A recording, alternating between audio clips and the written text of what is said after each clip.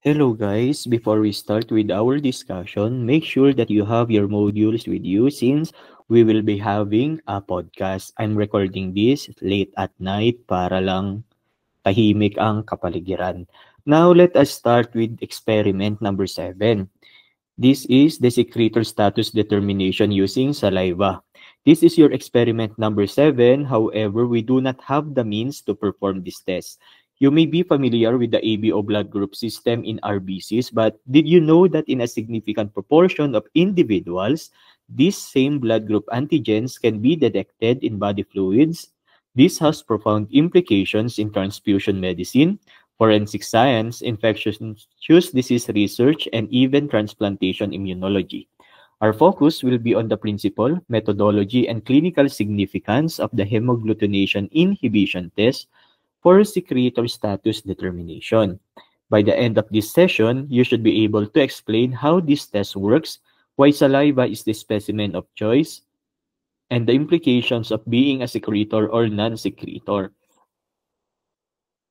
Now let us start with the clinical significance of determining the secretor status. The secretor phenotype is determined by the FUT2 or the fucosyltransferase 2 gene, which encodes an enzyme responsible for adding fucose to precursor substances in secretions. This now forms a soluble H antigen. Individuals who inherit at least one functional FUT2 allele are secretors, while those with two non-functional alleles are termed as non-secretors. And why is this important in clinical practice? First, sa transfusion medicine and serologic testing. Take note that secretor status can influence ABO typing discrepancies, especially in conditions where red cell antigen expression is weak. This could be found in cases of leukemia or certain enzymatic disorders. Also, some blood group antigens exhibit different reactions in secretors and non-secretors due to the presence or absence of soluble antigen in plasma and secretions. In addition to this, secretor status is important in forensic science and paternity testing. Since 80% of the population are termed as secretors, the ability to determine a person's ABO type from biological fluids like saliva, semen, and sweat has forensic implications. In criminal investigations, a suspect's secretors can help forensic scientists match body fluids found at crime scenes. For infectious disease susceptibility, the secretor status is also important. Take note that non-secretors are at higher risk of norovirus infections, as the absence of secreted histoblood group antigens prevents the virus from binding to decoy receptors. And some studies have shown that non-secretors have increased susceptibility to recurrent UTI infections, specifically UTI infections that are caused by Escherichia coli. Since E. coli, adherence is enhanced in non-secretors. And for the non-secretors, they are at higher risk at Helicobacter pylori-related peptic ulcers, whereas secretors exhibit some degree of protection due to mucosal antigen interactions. Also, determining the secretor status is important in gastrointestinal and autoimmune disorders detection. Studies suggest that non-secretors may have a higher prevalence of celiac disease, Crohn's disease, and irritable bowel syndrome due to altered gut microbiota interactions. Also, it is important in organ transplantation since secretor status play a role in graft acceptance, particularly in intestinal and kidney transplant, as secreted blood group substances can affect immune recognition. Why must saliva be heated before testing? Take note, before using saliva in the hemagglutination inhibition test, it is subjected to heat treatment around 56 degrees Celsius for 10 minutes. And why is this step necessary? First, for the denaturation of enzymes. Take note, saliva contains amylase, which can degrade glycoproteins and interfere with antigen-antibody interactions. Heating inactivates these enzymes. Also, for protein precipitation, since some proteins in saliva may cause non-specific agglutination or interfere with hemagglutination inhibition. And heating removes these interfering proteins. Lastly, for sterilization purposes, since heating reduces microbial contamination and it might otherwise affect test accuracy. That's why heating is necessary to reduce microbial contamination. Now, for the principle of the test, it follows hemagglutination inhibition. Take note, hemagglutination inhibition is the foundation of secretor status determination. And we have several key factors to consider. First, secretors produce soluble blood group antigens, maybe it the A, B, or H in their saliva, and these antigens can bind to their respective antibodies such as anti-A, anti-B, or anti-H, neutralizing them. For the core mechanism of hemagglutination inhibition, if a secretor antigen is present, it will bind to the added anti-sera, maybe it the anti-A, anti-B, or anti-H, thereby inhibiting hemagglutination when reagent red blood cells are introduced. If no secretor antigens are present or termed as non-secretor, the anti-sera remain free to react with the RBCs, leading to visible hemagglutination. So, for the interpretation, kapag walang hemagglutination, secretor po siya. Kabaliktaran lang po ang positive result since inhibition po yung principle natin. Ulitin ko, kapag walang hemagglutination, secretor po ang makikita. Pag may presence ng hemagglutination, non-secretors po since the antibodies were free to agglutinate the RBCs. Next question, why are the saliva and anti-sera diluted? Take note that proper dilution is crucial in serologic tests to ensure accuracy and specificity. For saliva dilution, it ensures that the concentration of soluble antigens is optimal for interaction with anti-sera, and it prevents excessive antigen presence, which could lead to false negative inhibition results. For anti-sera dilution, adjust antibody concentration to the ideal equivalent zone where antigen-antibody reactions occur efficiently. Also, we dilute your anti-sera to prevent prozone. Pag sinabi nating prozone, ano yung excess? Excess po ang antibody. Or pozone naman in which there is an excess antigen. Take note, both of these could cause false positive or false negative. False negative po, and the effects can skew the results. Why is saliva the preferred specimen? Saliva is non-invasive, easily collected, and rich in soluble blood group antigens. Unlike blood, it does not require anticoagulants and is free from cellular components that might interfere with antigen-antibody reactions. Other advantages, it is readily available in large volumes, and it can be tested without complex processing and useful in cases where blood samples are difficult to obtain. However, we have several sources of soluble blood group substances. We have already discussed it during your lecture period, but let's have a recap. Take note that blood group substances are also secreted in gastric juice, semen. Take note, ang semen, importante po to sa forensic investigations. Also sa breast milk, tears, sweat, amniotic fluid, tears, bakit tears? Tears, sweat, amniotic fluid, urine, pwede din tayong gumamit ng urine in lower concentrations. And take note that each of these body fluids can be used for secretor status determination in specialized applications. And final notes for this experiment, determining secretor status is an invaluable tool in transfusion medicine, infectious disease research, forensic science, and transplantation immunology.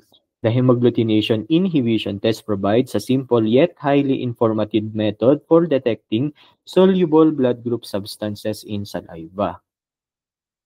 Understanding secretor status not only refines our approach to blood group serology, but also deepens our insight into host pathogen interactions and disease susceptibility. Now, let's move on to experiment number 8, or screening test for low titer group O blood.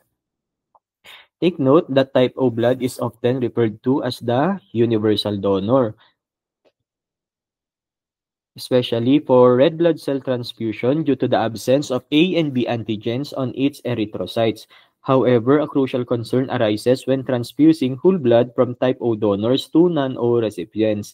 The serum of type O individuals contain naturally occurring anti-A and anti-B antibodies, which can react with the recipient's red blood cells if the titer is high enough. To ensure transfusion safety, a screening test for low titer group O blood is performed. A titer of less than 1:50 is considered acceptable for universal donor status. Otherwise, only packed red blood cells should be transfused to prevent hemolytic reactions. Today, we will examine the importance, the rationale, and immunologic basis behind this screening test. First, why does antibody titer matter in transfusion, specifically in determining or using your type O blood? Take note that the antibody titer refers to the highest dilution of serum that still causes visible agglutination. High titers of anti-A and anti-B in type O plasma can cause hemolytic reactions if transfused along with whole blood. For the clinical significance, it prevents hemolysis in non-O recipients. If a non-O recipient, maybe it type A, B, or AB, receives type O whole blood, the anti-A and anti-B antibodies present in the donor's plasma may attack the recipient's red blood cells. A high titer greater than 1:50 may lead to intravascular hemolysis, resulting now in hemoglobinuria, jaundice, and hemolytic transfusion reactions. Also, one clinical significance then is to ensure safe use of type O blood in emergency situations.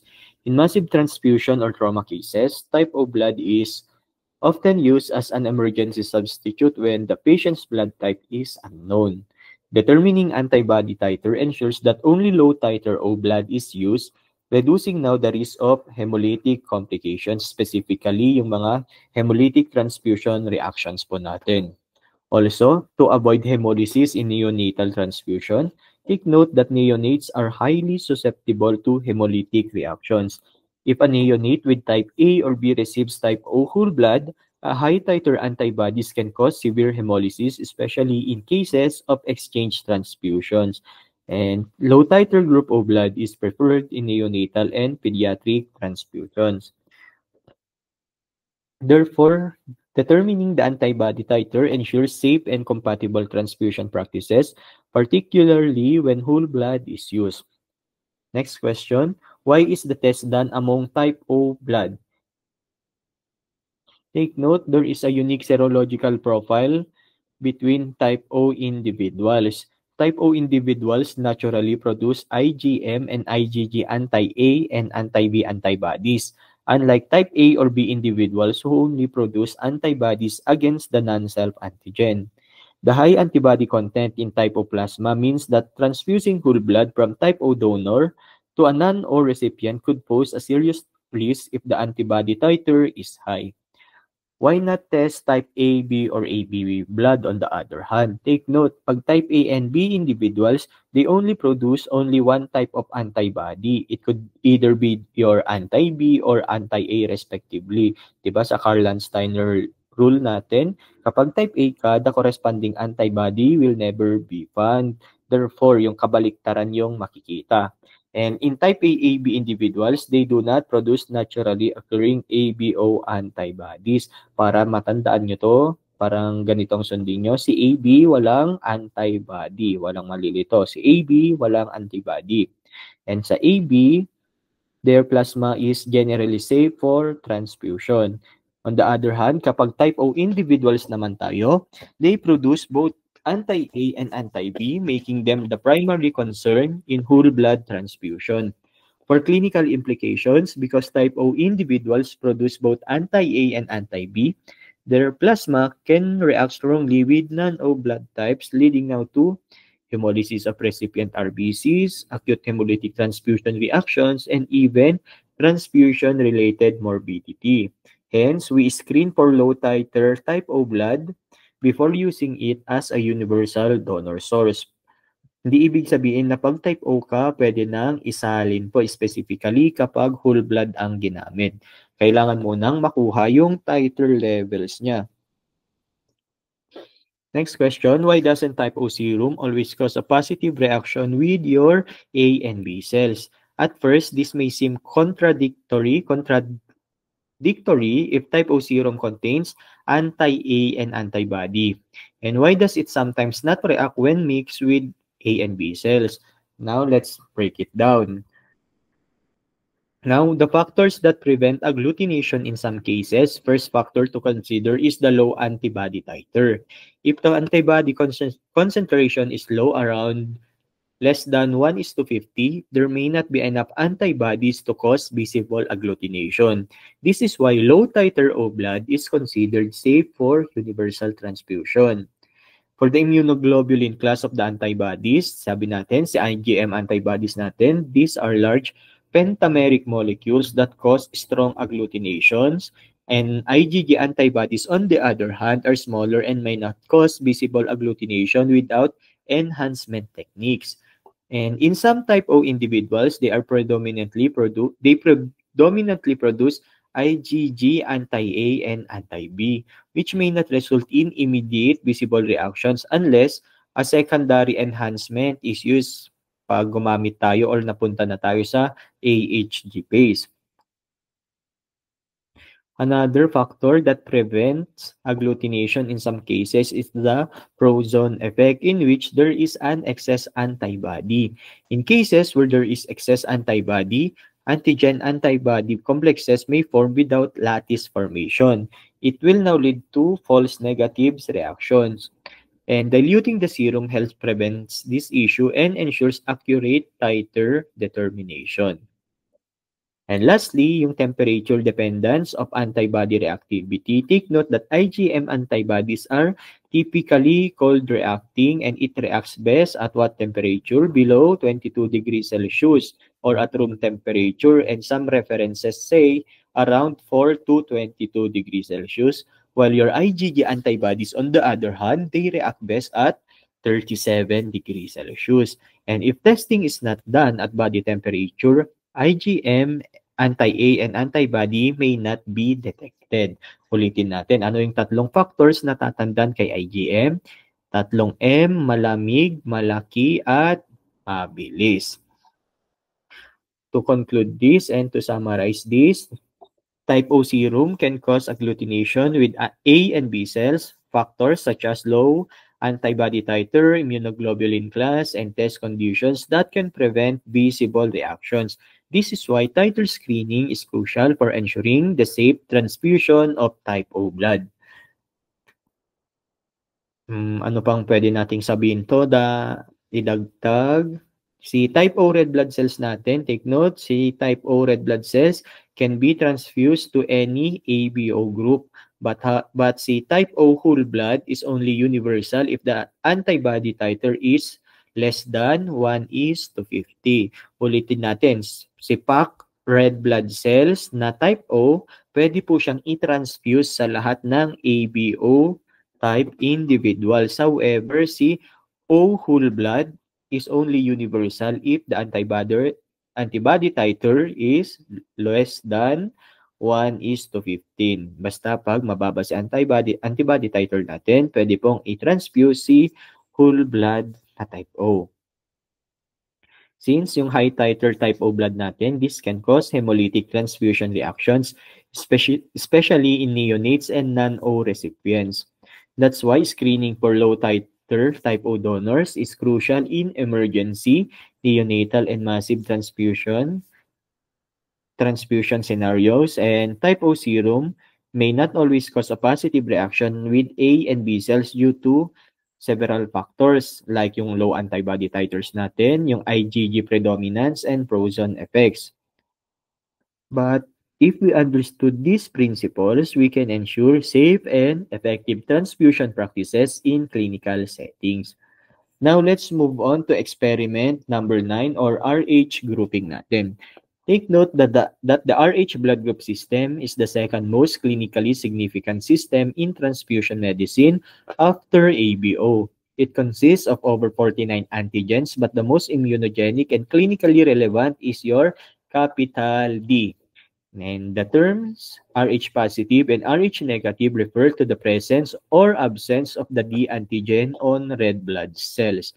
Ano ulit yung order ng immunogenicity natin? Under this blood group, ano ulit yung pagkasunod-sunod? May mnemonic po tayo dyan, pero medyo bastos po, pero nasa Twitter po to, nasa Instagram, ito po yung Instagram, nasa TikTok, ito yung palatandaan ng